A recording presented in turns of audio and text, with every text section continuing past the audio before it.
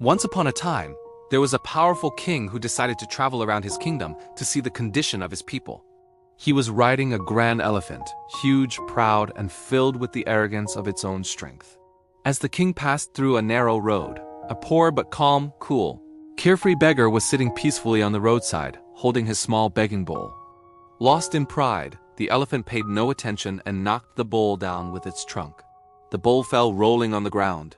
The beggar's peace broke. He stood up and said angrily, "Stop! Let me show you something." In one sudden move, the beggar caught the elephant's tail.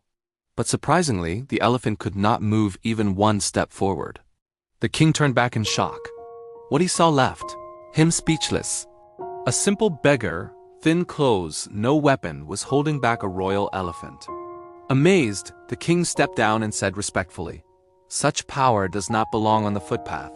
Your place is in my royal court. Come with me." Days passed. The beggar now lives in comfort.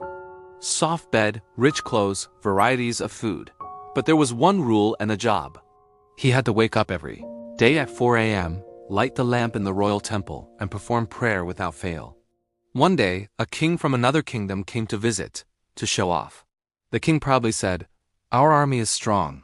Our people are brave, and even our beggars are so powerful that they can stop an elephant with one hand." The other king laughed. "Words are easy. Show me."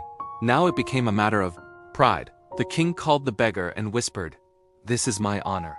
Don't fail me." The beggar nodded calmly. The elephant was brought again. The beggar held the elephant's tail, but this time the game had changed. The elephant moved forward easily, dragging the beggar across the ground. The court fell silent. The king was shocked. Later the king asked with pain in his voice, "When you lived on the roadside, ate dry food, and had nothing, you were so strong. Now you live in luxury, eat the best food. Where did your strength go?" The beggar laughed loudly and said, "O king, my strength was not eaten by hunger. It was eaten by tension.